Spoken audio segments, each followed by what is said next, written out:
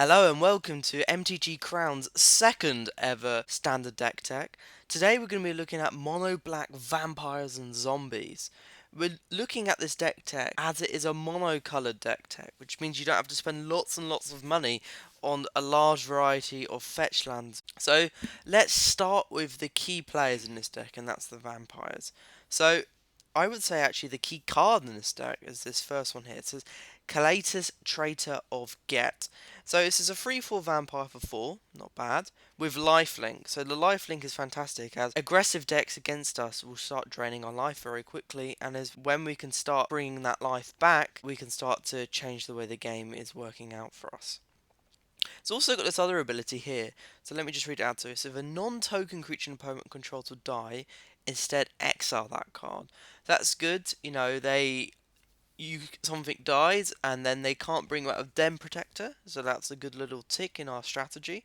And the other thing as well, when that creature dies, you put a 2/2 black zombie creature out. So the wording here isn't the most clear, but basically their creatures die and you get creatures because of that. So I can't see why you wouldn't include this in a deck. So it's also got this last ability here as well, as an extra thing as well, and that is for 2 and a black you can sacrifice another vampire or zombie, and you get to put 2 1/1 counters on Collatus. So these 2 1/1 counters will buff it, the lifelink will start getting insane, and remember every time an opponent's creature dies you get a zombie, and every time you sack a zombie you get counters, so there's a nice bit of synergy here. Okay, so that was our main piece. So now let's look at Drana, Liberator of Malakir. So this has been around from Battle for Zendikar, and it is an insane card. So it's flying first strike, and whenever it deals combat damage to a player, put a 1/1 counter on each attacking creature you control. So one thing to bear in mind with Drana is that the first strike damage resolves first, and then the rest of your attacking creatures will get the 1/1 counter on them if Drana deals damage to the player. So when your other attacking creatures are in combat, they will already have the 1/1 counter placed on them. So one thing which people may want to know is why I'm running 4 on each. I'm running 4 Drana instead of 3 because of the fact that there's Silk Wrap in the format and everyone will want to get rid of her as quickly as possible. The other thing to bear in mind is that we have a Drana out on the field and a Drana in our hands, and we can always sack it to Kalatis to get counters on him instead. Why for Kalatis? He underpins our strategy as a whole. So again, I think he's going to be a target for removal. Remember, these are mono-coloured creatures, so stuff like Ultimate Prize will just take them out straight away. So it's important to run 4 of each. I've also started running how much the cards are on Magic Madhouse at the bottom of the page. So we see Kalis is £9 and Drana is £7. So they were our vampires, so now let's look at our zombies. So we start with a playset of Shambling Goblin. The Shambling Goblin is 1/1 for 1, pretty vanilla, but it has this other ability here. So when it dies, target creature an opponent controls gets -1/-1 until end of turn. So early on, it could technically block a 2-powered creature, as it would die and then take the -1/-1. It could also block a 1 toughness creature and then kill a second 1 toughness creature if it's in combat. So that's a good advantage. The reason why I'm running this is because it is a cheap zombie. So we can easily sack this to Kalitis to get more counters on him, and as well as giving an opponent's creature -1/-1. So that's a playset. Next we run 2 copies of Fleshbag Marauder. So Fleshbag Marauder is a free one for free, not bad, but it has this interesting ability. So when this is battlefield, each player sacrifices a creature. So usually we use this as another removal spell. So we bring it out and sack itself. However, if we have something like a Shambling Goblin out, we'll bring out Fleshbag Marauder, sack the Shambling Goblin, and usually try and kill off one of their 1 toughness creatures so they can't use that as a sack outlet. It's also got the creature chart zombie, so it can be sacked to Kalatis. Finally, we just have a single copy of Risen Executioner. As we only have 1 copy is because when it dies, we can keep resurrecting it from the graveyard. Also, this isn't our primary win condition, they're the vampires. This is our secondary win condition, so if we draw into this, it's just gravy. The Risen Executioner will give other zombie creatures +1/+1. So we only really want to see this when we have a lot of zombies out on the field already. You can also cast it from your graveyard, as I say. If you pay 1 more to cast it for each other creature card in your graveyard. So I'll show you in a minute how we plan to get rid of other creatures from our graveyard to make this card cheaper. Next, let's look at our other creatures or our support creatures. We're on a playset of Zulaport Cutthroat. So Zulaport Cutthroat states, so when another creature I control dies, each opponent loses 1 life and I gain 1 life. So I've spoken a lot about a lot of sacrificing going on in the back. We're producing vampires, we're going to be sacking them. There's going to be a lot of trading and combat and stuff like that. And this just means that every time a creature's sacked, every time a creature dies, we are going to gain 1 life and our opponent's going to lose 1 life. So this really helps out against aggro decks who are going to want to kill us as quickly as possible. So I know it only sounds like a couple of life here and there, but these can really stack up over the course of the game. And if you have 2 out at once, it starts getting a bit ridiculous. We also have Rakshasa Gravecaller. So this is an uncommon from Dragons of Tarkir with Exploit. So when we enters the battlefield, we can exploit a creature, so we can sack it. So we have the Zulaport Cutthroat synergy. And if we do sack another creature, we get two black zombie creature tokens onto the battlefield. So that's a fantastic ability. We can sack another zombie to produce 2 more zombies. So sacking the zombie will get a Zulaport Cutthroat trigger, and then we have 2 zombies to replace it. It's also a 3/6, so that's a good blocker as well, whilst we try and build up our army of zombies to overrun the enemy. We also run some Planeswalkers in the deck.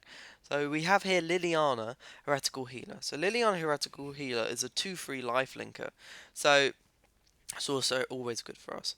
However, when another non-token creature I control dies, I can exile Liliana, and if I do, she comes transformed under her Planeswalker half. Also, if I do that, I get a 2/2 black zombie creature token onto the battlefield. So that is what we're mainly using Liliana for. When Liliana is flipped to her Planeswalker side, we have a +1 ability which each opponent discards a card. For us that is good because we have a lot of triggers on the battlefield, so we don't necessarily need a lot of cards in hand. The other good thing about Liliana is that her -X ability is that we can return target creature with power X or less from the graveyard to the battlefield. So this means, for example, when we play a Fleshbag Marauder, we can use it to make an opponent sack a creature, then we can immediately return it back to the battlefield and keep making your opponent's exile creatures.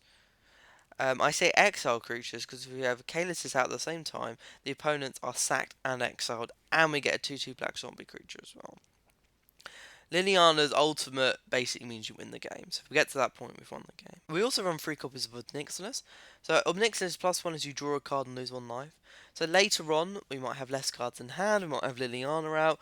It's good to be able to draw cards. Losing 1 life is trivial, really, considering we're trying to gain life, Zulaport Cutthroat and our lifelink triggers earlier on.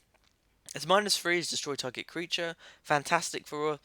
Bring it onto the field, kill a creature, that creature gets exiled, we gain a zombie creature. You can see how this deck starts getting ridiculous very quickly if allowed to take root. Its ultimate is a very good ultimate, but it's not going to win you the game instantly. So whenever a player draws a card, they lose 2 life.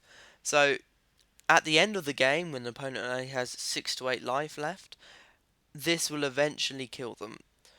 But that's not really what we're looking for. So that was all the creatures and planeswalkers. Now let's look at the rest of the deck. So we start with some removal.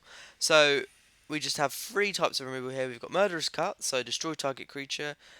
Grass or Dance target creature gets -4/-4, so that's going to get rid of a lot of stuff in the format. And Ruinous Path, which is destroy target creature or planeswalker. So we include Murderous Cut for 2 reasons.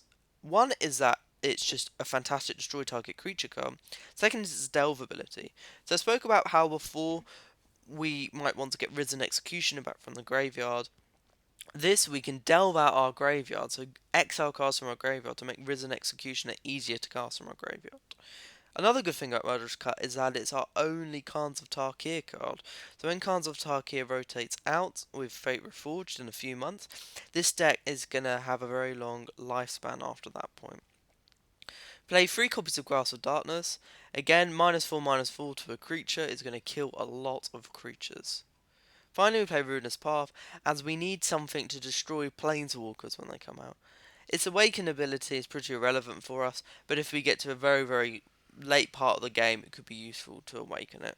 Our last non-creature spell is a draw spell known as Read the Bones. So this is for free, we get to scry 2, then draw 2 cards, and we lose 2 life. So again, because we should be gaining life, the lose 2 life should be insignificant. But the fact that you can scry 2 then draw 2 cards is very, very useful to us. It helps us filter our draws when we need it later on. The land base is very, very easy for this deck. We run 20 swamps. We also run 2 copies of Mortuary Mire. So Mortuary Mire enters the battlefield tapped, and when it enters the battlefield, we can put target creature from our graveyard on top of our library. So this means that if any of our key pieces are removed early on in the game, we just put it back on the top of our library. We can also put Fleshbag Marauder back on the top of our library after we've used it, so we can keep making the opponent sack creatures, which is very good against opponent's creatures with hexproof. Finally, we have 2 copies of Blighted Fen. Even though Blighted Fen produces colourless mana, this shouldn't be a problem to us because we have so much black producing mana. We run this simply due to its ability, so for 4 and a black we can sacrifice Blighted Fen and make target opponent sacrifice a creature. Every time they sack a creature, we're going to get a zombie if Kalatus is out in the field. It's also something good because if we draw this late game and it's, a top deck, we don't want to see more land, we can still use it as a removal spell. Thanks for watching everyone. Please like, subscribe and comment if you like this video, and if you'd like to see more standard deck tech videos, please click on the box on the right of the screen and you'll be taken through to an Is It Aggro deck, which we think is fantastic.